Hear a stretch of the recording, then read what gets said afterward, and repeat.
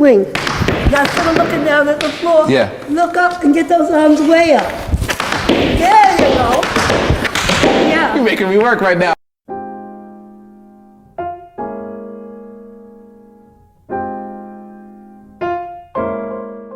I started dancing school in Harlem when I was 3 years old. My father took me, because my mother took care of children. She was the foster mother of the year in the state of New York. She raised 114 foster children throughout her life. And every kid that she had, she mostly adopted all of the kids. She only had 2 of us, and she adopted maybe 8 or 9 more. So I have 8, 9 sisters and brothers. And we all grew up in this big household all together. We all took dancing lessons. We all took singing lessons, piano lessons. And my mother made pies and cakes, and she sewed to help her send us to dancing school. And so my father took me off to dancing school when I was 3 with my sisters and brothers. And the school I went to, the name was Mary Bruce. And Mary Bruce was very famous in New York. She taught most of the kids from Harlem. She had over 500 kids in the school. Some paid. If you didn't have money, you still came. And she would teach you. So when I got to dancing school with my sisters, I had ballet. In those days, it was ballet, acrobatic, and tap. So that's what I did for all those years, acrobatics, tap, and ballet. But something about tap dancing just got me. And I lived near the Apollo Theater. So as I was growing up, every day I would walk home with my cousin, he was my partner. And we'd walk home, and I'd say, Poppy, let's try to sneak in the back door of the Apollo Theater and see who the tap dancers are. We didn't care who, Lena Horne was there, Sarah Vaughan, Ella Fitz. We didn't care. We wanted to see who the tap dancers were. So we tried sneaking in, and there was the backstage manager, Puerto Rico, and he'd say, oh no, you can't come in here, go home. And we used to walk home with our tap shoes on our shoulders. I just loved tap. And my dancing teacher was very famous. She was friends with Ed Sullivan. She was friends with Bill Robinson. So we were on the Ed Sullivan show. We were on the Ken Murray show. We were on, Faye Emerson, Jackie Gleason. We did these little things. Then we did these shorts, with the Videotron. I think it's Videotron. The little movies that we did all of those, and she was very well known. So, and when I got older, we played Apollo Theater it was our summer break. Mr. Shipman booked Mary Bruce and her Starbuds. That's what we were called, the Starbuds, into the Apollo Theater. So we went there and we danced. But me, as I was growing up, I wanted to meet all the tap dancers. One day, Miss Bruce called me, and she said that myself and my partner Poppy, that we were going to dance at the Palace. And we were going in there and dancing with this guy by the name of Lockjaw Davis. Now Lockjaw picks up tables with his teeth like this. He'd lift them up, and he would be dancing around with the tables. And to make sure that people knew he was doing it, then we danced on top of the tables while he picked the table up. That was Lockjaw Davis. I would go every Saturday. I would earn my little money from teaching and doing errands for people. And then I would go to Jose Limon's class. He was in Carnegie Hall. I always remember when I would go, because Ethel May, breathe. He would say, breathe. And then I took Martha Graham's class. I took classes every single day. So I went down there and I did my audition. I didn't do tap, I did modern. And I got in.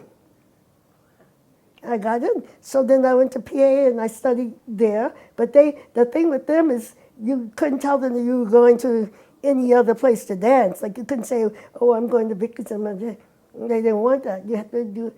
So I never said it. I just did it. I went and I took my cousin Poppy, and my cousin Douglas, and I don't know if you've ever heard of Arlie Peterson. Now Arlie came to Montreal too, and Arlie was the biggest jazz teacher in Montreal for the CBC. Way back in the days of shoestring theater, when CBC was on, I think it was in the church building on St. Lawrence. So that's where the CBC was. And Music Hall was on then, Dominic Michel, all these people. He was the choreographer for all the shows. And then he opened a theater here called Review Theater. And so, but when he was in New York, he was another jazz teacher that I walked in and studied with. He was amazing jazz teacher. And he taught everybody from Shirley MacLaine was in my class, Elliot Gould was in my class, what's his name?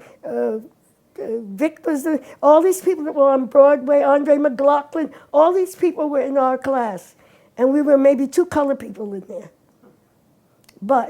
And he was a black teacher.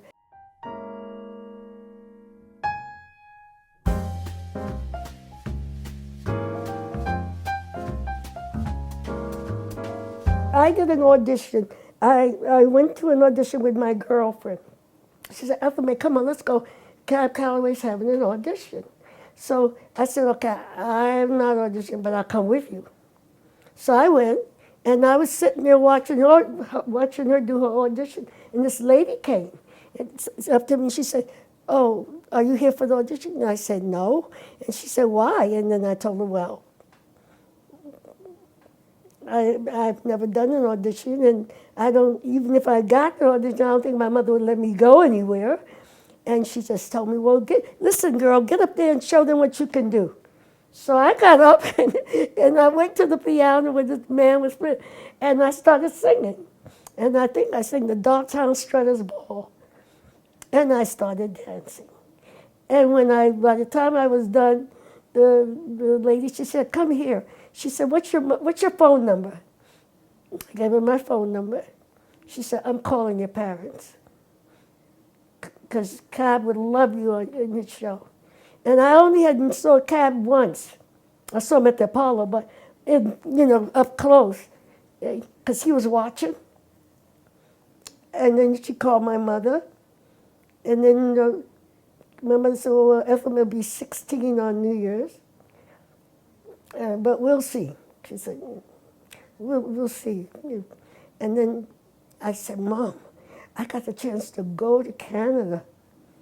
And my sister was already here. My older sister was what they call a shimmy dancer, a shake dancer, Lady Tanya. And she worked all over Canada. And so she was here. She had married a Frenchman, and she lived. And then I said, well, Mommy, why can't I go live with Auntie Tanya? She said, well, if it's only for 3 weeks, you could go. So, and here I ended up coming to Canada. When I arrived here, I don't remember what day it was, but it was in the summer, and I landed on St. Catherine and Peel with my suitcase, standing there like, where am I supposed to go now? Because they gave me the address, but I didn't, So there was a policeman on a motorcycle, and I went up to him and I said, I'm looking for this address, and he looked at me and he said, well, you're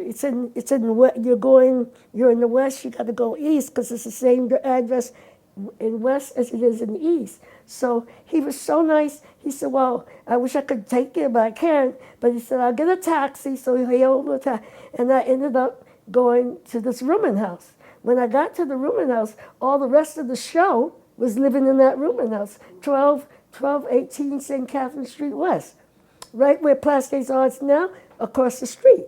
So we were opening up at the Bellevue Casino. Roy Cooper came in. He was the biggest agent in Montreal. I think his son is still around now, Roy Cooper. And he came up to me, he said, how would you like to work in Montreal 365 days a year? Well, all I wanted to do was dance. I didn't care, I didn't want to be some star, nothing. I'm going to be dancing. you know. And he said, I can book you 365 days a year. And that's what he started doing. And I remember the first club that I worked at was the Gatineau Golf and Country Club. Beautiful club. And he said, but you have to do 2 spots. Each spot is 15 minutes. So the first spot, I opened up doing I mixed modern and Afro-Cuban together. And I made it, I come out and I just made it melting from one thing. And people they seen strippers, they seen whatever, but they never saw someone doing this type, just coming out and, doing an African modern thing, almost like magic, coming out. And everywhere I went, people would ask me back. So I called my mother. She said, the 3 weeks is up. When are you coming home? I said, Mom, I'm not coming home. She said, what do you mean you're not coming home? What's the, you're supposed to be going to university. You're going to, she went on. I said, Mommy, she said, then you better not be getting in no trouble up there. I don't know what's going on. And I said, Mommy, every week I'm going to send you money. And I did. Part of my pay, because if I made $800, she got $400. While I was working at the Belgian, who walks in one night? Pearl Bailey. And she's sitting there watching the show. After the show was over, she called me over. She said, how would you like to travel for a year with me? And I thought, well, let me see, okay. Where are we going to go? She said, well, we'll be going to Vegas. We're going to be going to Chicago. You're going to be going to Detroit. We're going to all go all over. So I traveled with Pearl Bailey for a whole year and a half. And I came back and I said, you know what? I came back and I was working at the Plaza Hotel. It's right on near the courthouse. I can't remember the street. And I was doing my show one night, and one of the musicians, the trumpet player, his name was Jack, and he told me, saxophone. He said, I have a daughter.